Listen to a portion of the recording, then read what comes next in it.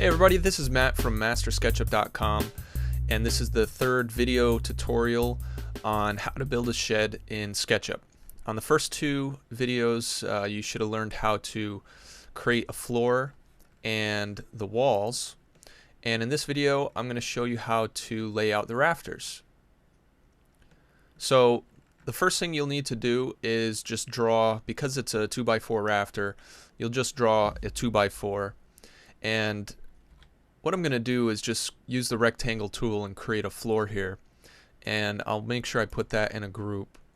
And that's just to make it easier to, if I'm drawing stuff out in the middle of nowhere, it's a lot easier for SketchUp to reference that space when you have a plane to reference to. So I use the rectangle tool, and the length doesn't matter here, so I'm just going to define the width of the 2x4, so 1.5 inches. Actually, it was comma, 1.5 inches, and then I'm using the push-pull tool, which is the letter P on the keyboard, and I'll pull that up to 3.5 inch, and then I'm going to triple-click that, right-click, and make group. We'll probably turn that into a component later, but for right now, I'm just going to use a group. You can always change things from groups into components later down the road if you want to. So using the move tool, I'm going to just grab it on the edge, and I'm going to bring it up to the top of the wall and place it right there. And right now we're just kind of rough estimating. The 2x4 is very long. That's not going to be the finished length. So we're just kind of playing around with it right now. And we'll want to rotate the 2x4 to the angle of the roof that we're going to work with. So before, when you use you can do things many different ways in SketchUp. If you wanted you could use these handles and rotate it, and then you just have to move it again once you finish rotating it. But if you use the actual rotate tool, you can reference any point, because by using the move tool to rotate, it always will rotate from the center. So you can see how the thing pops up in the center. But if you use the rotate tool, which is let's see, what's the rotate tool? Q on your keyboard. You can reference any point to rotate it from. So with the 2x4 selected, we want to find the plane. See how it's like jumping around? It goes to the blue and the red and can jump to the green. Once you find the plane that you want to rotate on, you just hold down the shift key, and then it locks that plane to rotate. And we could come in right here to let's say right here. We'll click once to start, and you can let go of the shift key now. And you want to come out parallel to the 2x4, which is on the green plane in my model. So you click again once you've locked to that parallel plane, and then you just move it up and click again.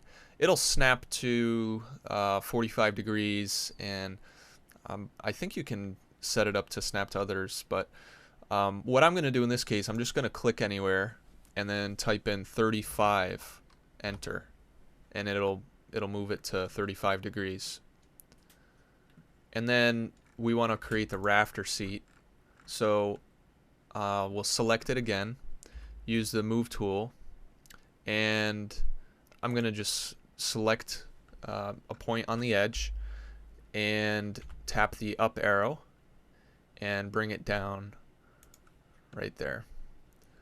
I'm sure there's some formal way of calculating the depth of a rafter seat, but I don't know that method. So I'm just guessing. So basically what I'm doing here in SketchUp is really building the shed digitally and figuring out how everything's going to fit together as I'm going. So I don't really have any dimensions that I'm stuck to, So if you actually knew what the dimensions were of this rectangle, you could use the guide tool, the tape measure tool, and lay out your dimensions and make all the cuts from there. So now we'll go ahead and make that cutout in the 2x4, so we'll go to the select tool, and then remember this is a group, so when we double click it, we're now entering that group. And I want you to notice something here. This is really important, and this is why we turned this into a group as soon as we built the 2x4. Notice how the axis is parallel or perpendicular to the way we rotated the 2x4. So what happens is every time you create a group, it inherits its own set of axes. So when we get out of this group, we come back to the main axis here. But when we go into this group, this is the axis. So by grouping that first before we rotated it, that allowed us to rotate the axis as well. Now if you ever get screwed up, you can always use the axis tool to realign your axis, but we won't get into that right now. So with the 2x4 group open, we're going to just take the line tool, which is L, and see how we can see the outline of the wall, even though it's not in this group. And we're going to just follow those points, and Sketchup will snap to intersections and points.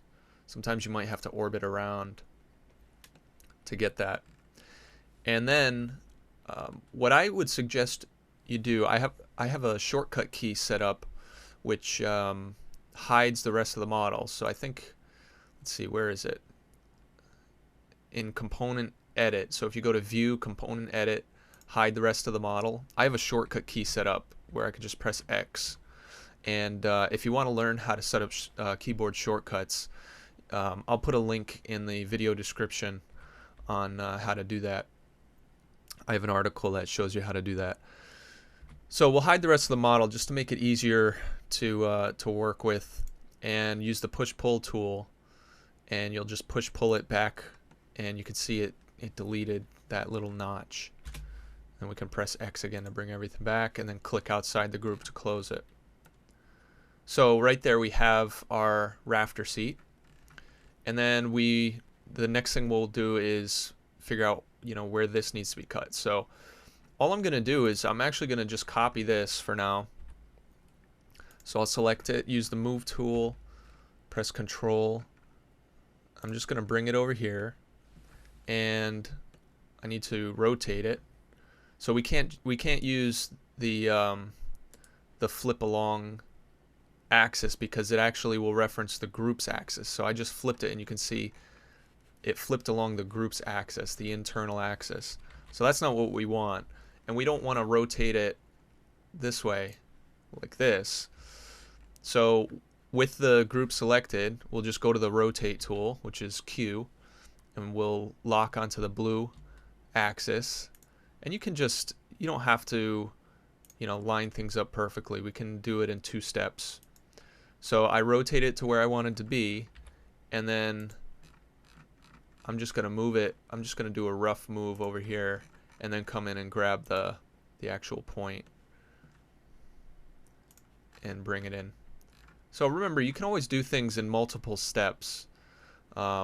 It just makes it easier instead of trying to reference. If you can't get a good proper reference all the time, don't be afraid to do things in 2 steps.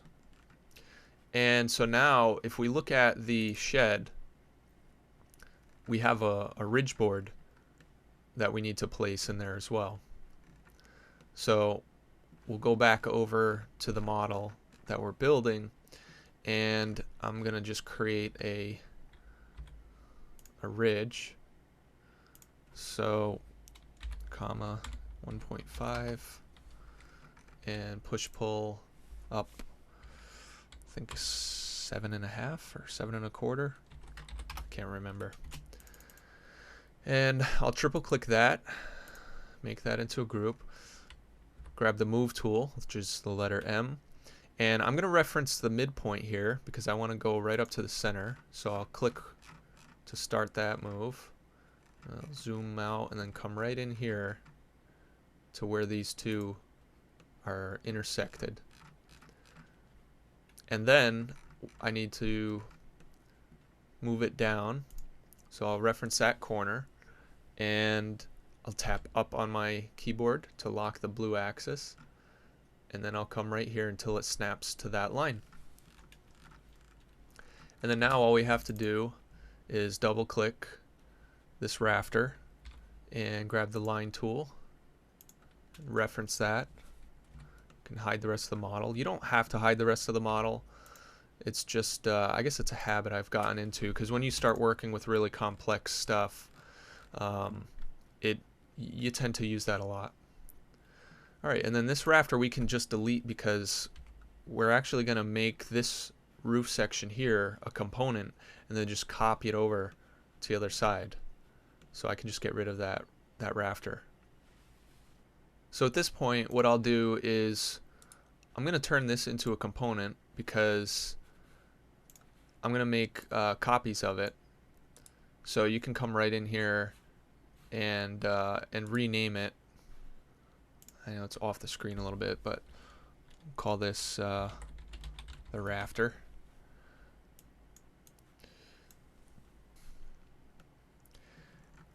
And then what I'll do is make a copy of this rafter. So I selected that corner. I'll hit Control to copy, and I want to stay on the red axis, so I'll hit the right arrow key, so that locks it to the red axis. And instead of measuring the distance, I'm actually just going to reference this point right here because I want the rafters to be in line with the 2x4s. So you know, just remember you don't have to reference the point that you started. You know, if you click to start here, you don't have to reference that same point. You can lock to an axis and drag along anywhere. And then, so I'll make another copy. Same thing, lock on the red axis and reference that point. And then 5 times. So 5 multiplication sign. And then I'll just adjust this last one here to go in.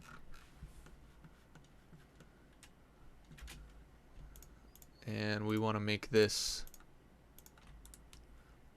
into a component as well. So roof. I need to name it something else because I already have that roof one. So now we have this roof component created, and we can copy it around to the other side as well. In the next video we'll finish up the rafter tails and figure out how to build the soffit detail. And make sure you subscribe to my YouTube channel. You'll get updates every time I upload a new video, so you always stay on top of my new tutorials.